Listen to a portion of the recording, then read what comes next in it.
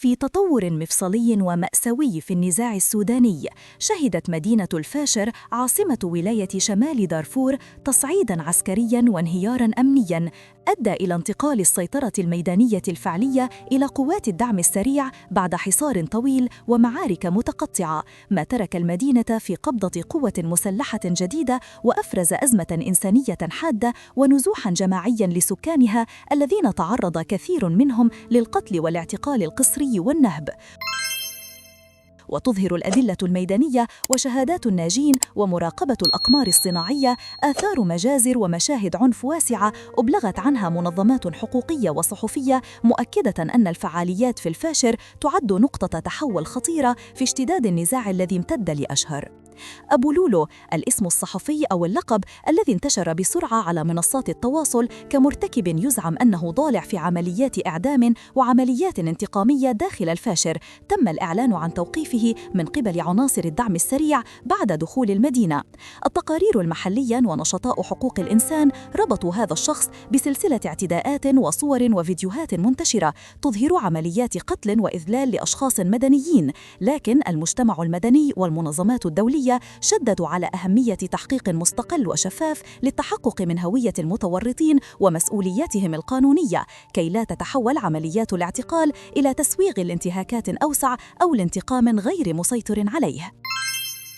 من الناحية التكتيكية، اعتمدت قوات الدعم السريع على مزيج من أساليب الحصار الأرضي، قطع خطوط الإمداد والاتصالات، وزيادة الضغوط التكتيكية على مواقع الجيش الحكومي بعمليات استهداف دقيقة باستخدام طائرات مسيرة وصواريخ دقيقة حينما توافرت الإمكانيات التقنية. وقد رافق ذلك تفتت في قدرة بعض تشكيلات الجيش على الصمود أو إعادة التموضع، ما سهل تسلق عناصر الدعم السريع إلى مواقع استراتيجية داخل المدينة ومحيطها، فيما وثقت تقارير متعددة هجمات بطائرات دون طيار في محيط الفاشر ومواقع أخرى في دارفور. لكن كثيراً من هذه الهجمات نسبت في البداية إلى جهات غير معلنة أو وصفت بأنها مجهولة المصدر، ما يعقد مهمة المتابعة والتحليل الميداني. السيطرة على الفاشر لم تكن مجرد مكسب عسكري بقدر ما هي مكسب اقتصادي واستراتيجي، فالمنطقة المحيطة بها تضم مسارات نقل وتجارا ومخازن ومناطق تعدين ذهبية ومناطق إنتاج للصمغ العربي، وهذه الموارد تعد مكامن تمويل مباشر للحركات المسلحة. الذهب يسهم في تمويل عمليات الشراء والتجنيد على نحو سريع عبر قنوات بيع غير رسمية، أما الصمغ العربي فهو سلعة مصدرة تستخدمها صناعات عالمية واسعة كمثبت ومستحلب، والسيطرة عليه تفتح الباب أمام عوائد تجارية مستمرة تديرها شبكات وسيطة يمكن أن تغذي موارد الفاعل المسيطر مالياً.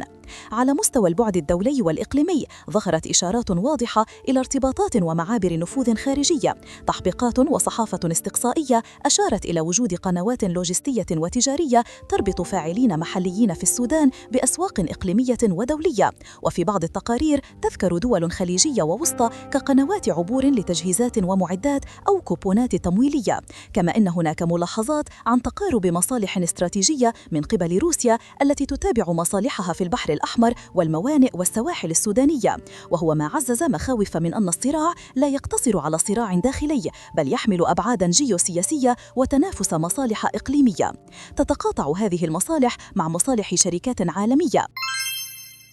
شركات مشروبات كبرى تعتمد على الصمغ العربي في خطوط إنتاجها قد تتعرض لاضطراب في سلسلة التوريد أو لمخاطر سمعة وقانونية إذا ما تبين أن مشترياتها أو مورديها تربطهم سلاسل تمويلية أو تجارية مع جهات مسلحة ارتكبت انتهاكات. لذلك شهدت السنوات الماضية ضغوطاً متزايدة على هذه الشركات لإجراء تقصٍ واجتثاث supply chain due diligence والامتناع عن التعامل مع موردين له علاقات بتجار مسلحين. والخطر هنا مزدوج، الأول يرتبط بتأمين مادة خام حيوية للإنتاج، والثاني يرتبط بالتعرض لملاحقات قانونية أو حركات مقاطعة وضغط منظمات حقوقية ومستهلكين. من جهة أخرى، فإن تسلط ميليشيات على طرق النقل والموانئ يوفر لها إمكانيات فرض رسوم أمنية وابتزاز الشاحنات، ما يزيد من تكلفة الحركة التجارية ويجعل بعض السلع عرضة للندرة أو للتسعير العالي. في هذا السياق يدور الحديث عن سلاسل تجارية معقدة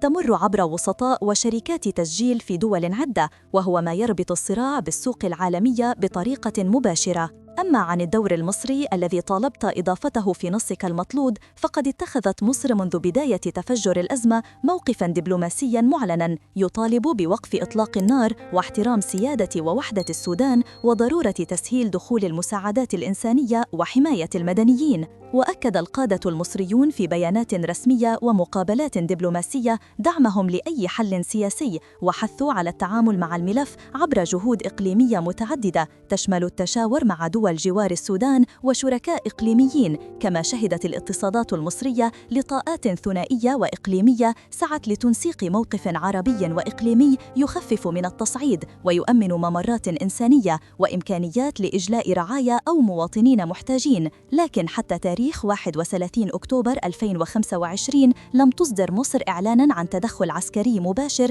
داخل الأراضي السودانية، وموقفها بقي دبلوماسياً مع تحركات سياسية لمحاولة استيعاب تداعيات سقوط الفاشر وتأمين حدودها وتأمين مصالحها الاستراتيجية، لا سيما أن استقرار السودان له انعكاسات أمنية مباشرة على الحدود الجنوبية لمصر وعلى ملفات مثل تدفقات اللاجئين والأمن المائي والحدود البرية والتهريب. في إطار الإجراءات العملية اتخذتها القاهرة، تضمنت الردود الرسمية دعوات لوقف فوري لإطلاق النار وطلب تسهيلات لوصول المساعدات واجتماعات مع دول الجوار لمناقشة سبل التنسيق الإقليمي، إضافة إلى رصد مصاعب لوجستية تتعلق بإمكانية فتح معابر إنسانية من جهة مصر إلى مناطق آمنة في السودان إذا ما سهلت الظروف الميدانية ذلك. كما أن للقاهرة مصالح اقتصادية واستراتيجية تجعلها حريصة على منع تفكك الدولة السودانية أو ظهور خطوات تقود إلى بؤر تهديد طويلة الأمد على حدودها. ومع ذلك يظل دور مصر محدوداً بالحقائق الواقعية للحرب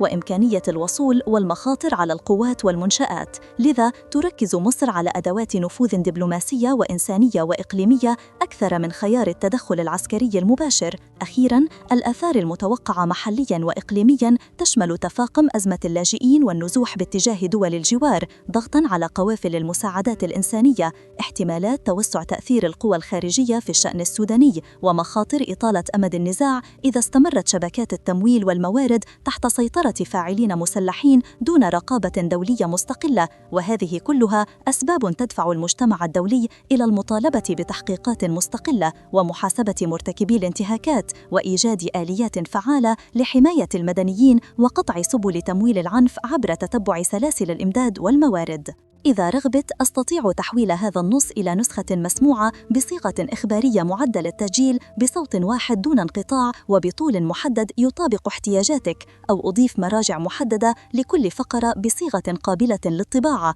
علماً بأن المصادر الأساسية التي استندت إليها التقرير تتضمن تقارير ميدانية وصحفية ومنظمات حقوقية ورصد دولي.